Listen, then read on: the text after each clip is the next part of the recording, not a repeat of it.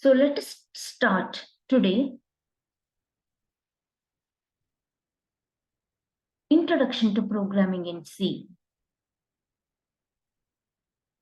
This chapter speaks about, the subject speaks about the basics. What are the hardware and software modules, as well as the programming concepts, loops,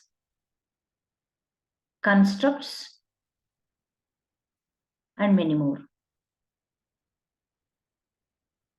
So today I'm here to tell about the first program to find the mechanical energy of a particle.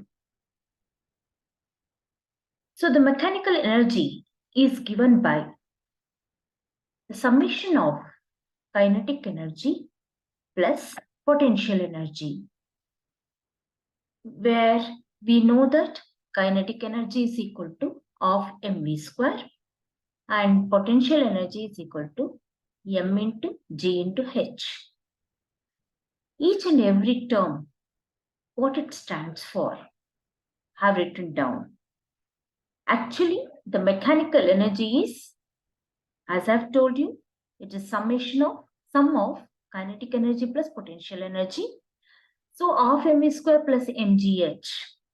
When we do that, we get mechanical energy, where m stands for mass of object, v stands for velocity of object, g stands for acceleration due to gravity, h is equal to height of object from ground. So now I have written a flow chart regarding that, how exactly the flow, the calculation flow, how do you calculate the mechanical energy as an output? First, we are taking an input. We know that constant G value is 9.81. It's fixed constant. And we are taking the input of mass, velocity, and height from the user. Then we are going to compute. And this mass and velocity, whatever the user will enter, is used to calculate the kinetic energy by using the formula of mv square. After that, similarly, using the same mass, g value, height value, whatever the user has entered, we use to calculate potential energy. Summation will give, when you add those two, will give mechanical energy that will be printed onto the screen. That is the flow. So flow chart speaks about how exactly the program will begin and how it ends and what are the steps are involved in this. So this is two header files we are using. One is stdio.h, other one is math.h. stdio.h is for IO, that is header file is used for input output functions, whatever we use. So we are supposed to include this file when we use printf and scanf statements. Math.h. If I use any mathematical formulas, for example, in here, in our this one, we have used power, the formula power. That's why we need to include math.h as a header file. Okay, so you can see here, need this header file for mathematical functions such as power. Now, as usual, the program will begin from the main function. Then initially we are declaring the variables m, e, k, e, p, e, and we are initializing it to 0. These are the float variables we have created, of course. Then another 3 variables we need. One is mass, velocity, height. As we know that g is equal to 9.81, which is constant, so we need not to take the value for g. Now we have to take the input from the user. So we have to ask the user to enter the mass. Why we are given here, see, we are using printf statement. Using printf statements, this is another way of printing, asking the user. We are asking directly the user, please enter the mass of the object, whatever you want, in kgs. So what user will enter, that will be saved, okay, in the mass. So this is the convention for using scanf function. We are storing the value of mass. Whatever the user has entered, the value will go to the mass variable and will set.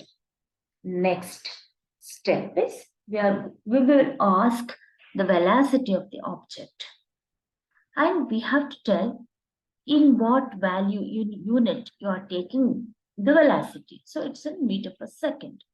So that's read through scanf function, and that function using that value, whatever the user will enter, will go and set in velocity variable. Again, we are asking one more parameter from the user, that is position or height of the object in meter. So that will be read, the value of height will be read to the variable height. Now, after taking the values from the user, reading that values from the user, you have to use those values, you have to substitute those values into the formulas. So Ke is equal to, so 0.5, that is of mv square. Mass, the value of mass is stored here. mv square, see, of mv square. The power, that v square can be written using the power function like this. Power within bracket, velocity, comma 2. Power square, velocity square, v square. Okay, that's why v cube means here it becomes 3. V to the power 4, it becomes 4 here. Like that it goes on and on. Now, similarly, another way, if you're not interested to use power function, then you can use v square can also be written as velocity into velocity. So it becomes half mv square, like this also you can do. So this is also okay, either like this or like this. Next, how do you find the mechanical energy? We know that mgh is nothing but potential energy. So first we have to calculate potential energy. Potential energy, now the value of multiplication of all these three variable, the values whatever you have entered, user has entered, will be saved in the PE. So now KE as well as PE contains the values for kinetic energy as well as potential energy. So sum of these two will give you mechanical energy. So how now you are about to print the, now you are supposed to print the result. How do you print the result? See, first kinetic energy. This is 10.2. This is the F. F stands for float values. So this is formatting. You are formatting the printing. How you need to print. How many decimals you need after a, how many decimals you need, that will be decided by this factor. So 10.2 joules kinetic, you are printing kinetic energy. Next, potential energy. Then sum of these two, mechanical energy. Okay. So how the result you will be getting. For example, I have entered in the place of mass 21. So 21 kgs. Then I have entered the velocity. If suppose I have entered the velocity of the object 10 meter per second, then position or height of the object in meters I have entered 0.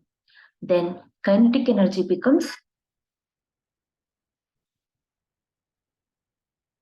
1050 joules and potential energy becomes 0.00 joules. Mechanical energy is nothing but kinetic energy plus potential energy. Therefore, mechanical energy is equal to 1050 joules. So like this, you can calculate the mechanical energy. Like this is one trial I have used to run the program. Like this, you can calculate the mechanical energy for different mass and for different velocity. And also you can enter the position or height of the object even, and you can calculate and you can test the mechanical energy. Okay. So now I have given what to do. You're supposed to, after learning this program, what you're supposed to do. Try out with this with different input values. That's what I told. Mass, velocity, different value of mass, different velocity, different height you can give. So perform the input validation such that program reports error for negative input data. That's very, very important. If you could give any values negative, then it has to report an error instead of giving some value. Okay, junk value. Instead of giving some junk value, you have to, if you enter negative input data, you're supposed to get the error message. So that is validate. You are supposed to validate the program. So that's left to you as an exercise.